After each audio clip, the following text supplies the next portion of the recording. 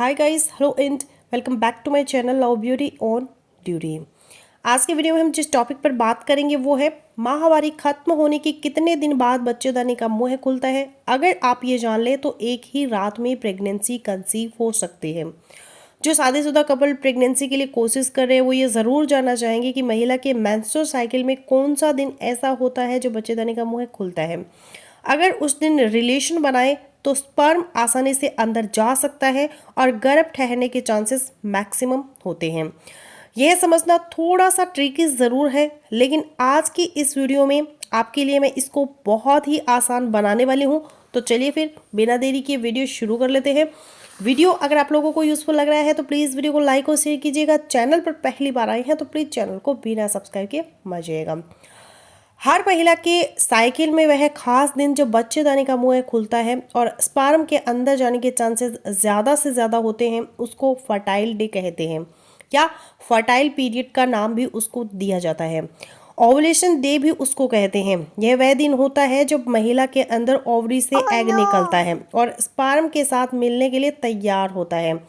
अब इस ovulation day से पहले के जो 3 दिन होते हैं और बाद के जो 2 दिन होते हैं, ये आपका फर्टाइल पीरियड होता है। इन दिनों में आपकी जो सर्विक्स होती है, जो बच्चेदानी का मुंह होता है, वो कंपैरेटिवली सॉफ्ट होता है और स्पर्म के अंदर जाने के चांसेस ज़्यादा होते हैं। यह भी मैं आगे चलकर बताती हूँ कि ये दिन आपको कैसे निकालना है। अब जो ओवुलेशन डे होता है किसी भी महिला की साइकिल के अंदर, यानी कि जिस दिन उसके अंदर अंडा रिलीज होता है उसकी तैयारी 1-2 दिन पहले से ही शुरू हो जाती है। आपके अंदर हार्मोनल चेंजेस पहले से ही आने शुरू हो जाते हैं और साथ साथ महिला के अंदर सर्वाइकल म्यूकस ज़्यादा बनना शुरू हो जाता है, यानी कि उसके वजाइनल डिस्चार्ज के अंदर भी चेंजेस आ जाती है, स्लीपरी हो जाती है अंदर से ज़्यादा, जिसकी वजह से स्पर्म को ट्रैवल करने में, अंदर दाखिल होने में और स्विम करने में और ज़्यादा आसानी रहती है। और साथ ही साथ बच्चेदानी का मुंह यानी कि सर्विक्स जिसको कहते हैं, उतना तो नहीं खुलता कि एक फिंगर अंदर जा सके, अलबत्ता इतना सॉफ्ट हो जाता है, नरम हो जाता है, इतना गैप उसमें ज़रूर बन जाता है कि स्पर्म ईजिली अंदर दाखिल हो सकता है। और ये सिर्फ ओवुलेशन पीरियड में ही होता है। उसके बाद सर्विक्स दोबारा से टाइटली क्लोज हो जाती है। अब पीरियड्स खत्म होने के कितने दिन बाद ये सब होता है जब बच्चेदानी का मुंह खुलता है और हस्बैंड वाइफ को रिलेशन बनाना चाहिए ताकि प्रेगनेंसी कंसीव हो सके, इसको ज़रा आसान शब्दों में समझने की कोशिश करते हैं। और ये फार्मूला ऐसी महिलाओं में तो बहुत ज़्यादा काम करेगा जिनके पीरियड्स रेगुलर है। यहाँ पे रेगुलर पीरियड से मतलब मेरा यह नहीं है कि आपको एग्जैक्ट 28 दिन या 30 दिन के बाद ही मेंसेस आए। अगर आपका पीरियड साइकिल 21 दिन से लेकर 35 दिन के बीच कहीं भी हो, आपको 32 दिन के बाद माहवारी आती है, 30 दिन के बाद आती है या 28 दिन के बाद आती है, तब भी यही फार्मूला आपके लिए बहुत ही काम करने वाला है। क्योंकि 21 दिन से लेकर 35 दिन तक का जो पीरियड होता है उसको हम नॉर्मल ही शामिल करते हैं।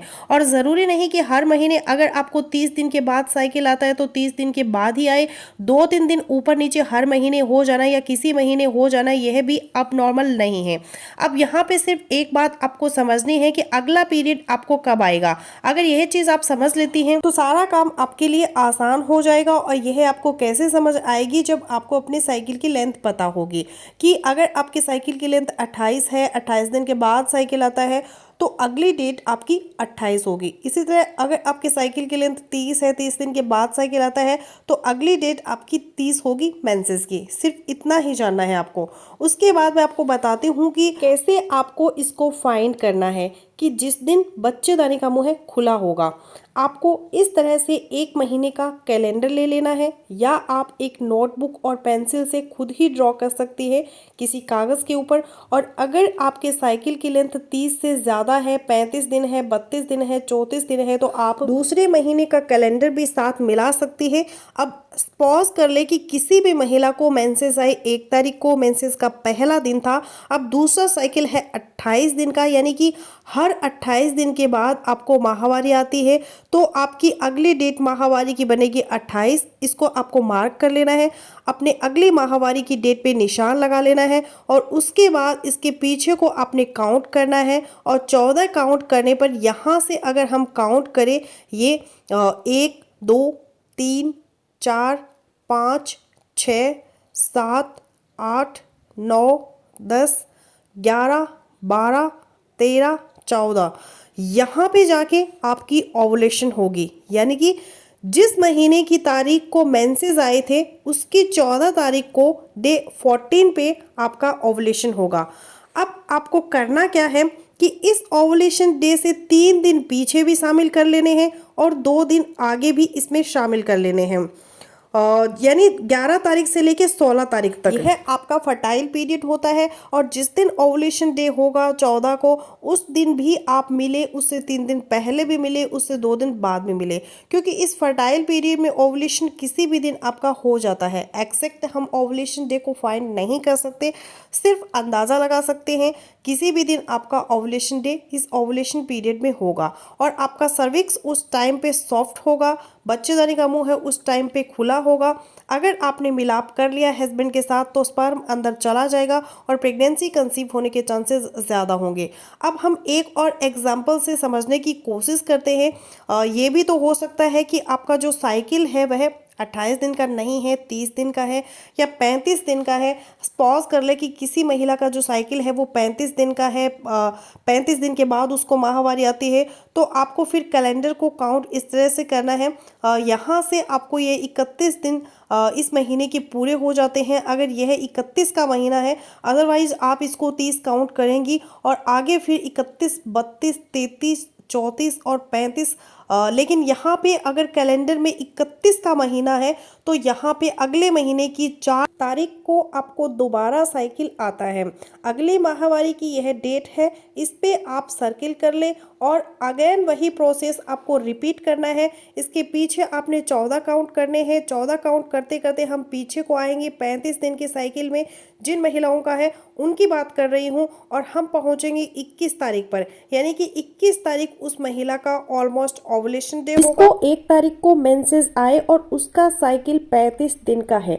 अब इससे भी 3 दिन पीछे के आपको शामिल करने हैं, यानी कि 18, 19 और 20, और 2 दिन आगे भी 18 से लेकर 23 तक का जो पीरियड होगा यह इस महिला का फर्टाइल पीरियड होगा। इसमें ये मैक्सिमम कोशिश करें हस्बैंड वाइफ डेली रिलेशन बनाए, और अगर डेली पॉसिबल ना हो तो एटलीस्ट एक दिन छोड़कर तो एक दिन रिलेशन हर कंडीशन में बनाए, क्योंकि जो दिन आपने स्किप किया है वह भी आपका खराब नहीं होता। अगर उसने पिछले दिन आपसे रिलेशन बनाया है, उसकी वजह ये है कि जो स्पर्म एक बार महिला के अंदर चला जाता है उसकी मैक्सिमम लाइफ 3 से लेकर 5 दिन तक की होती है, लेकिन अगर कम से कम भी उसको शामिल करेगी 2 दिन तक स्पर्म जिंदा रहता है, तो जो पिछले मिलाप में स्पर्म आपके अंदर गया था वह अभी तक मौजूद होगा। आज अगर आप नहीं मिले और आपने स्किप किया है तो पहले वाला स्पर्म आपके एग को फर्टाइल कर देगा। जब आपका एग जैसे ही रिलीज होगा, और एग रिलीज होने के बाद 18 से लेकर 24 घंटे तक जिंदा रहता है, तो इस फर्टाइल पीरियड को अवेल करना बहुत ही ज़रूरी है, जिसमें बच्चेदानी का मुंह थोड़ा सा खुला होता है, थोड़ा सॉफ्ट होता है, सर्वाइकल म्यूक्स भी ज़्यादा होता है, वजाइनल डिस्चार्ज अच्छे से बना होता है, स्पर्म को स्विम करने में और अंदर जाके ट्रैवल करने में, फैलोपियन ट्यूब तक पहुंचने में आसानी रहती है। तो इन शॉर्ट आपकी पीरियड साइकिल की जो लेंथ है उसको मद्देनजर रखते हुए आपने अपनी अगली माहवारी की डेट को मार्क करना है और उससे फिर 14 पीछे आ जाना है। वो अप्रोक्सीमेट आपका ओवुलेशन डे होगा, और उस ओवुलेशन डे से पिछले भी 3 दिन आपको रिलेशन बनाना है, उस ओवुलेशन डे पे भी बनाना है, और उससे अगले 2 दिन भी आपको रिलेशन बनाना है हस्बैंड वाइफ को, ताकि जल्दी प्रेगनेंसी कंसीव हो जाए। तो फ्रेंड्स, यही था आज का वीडियो। आई होपफुली मेरा आज का वीडियो आप लोगों के लिए यूजफुल रहेगा। सो मिलते हो नेक्स्ट वीडियो में, तब तक के लिए बाय बाय।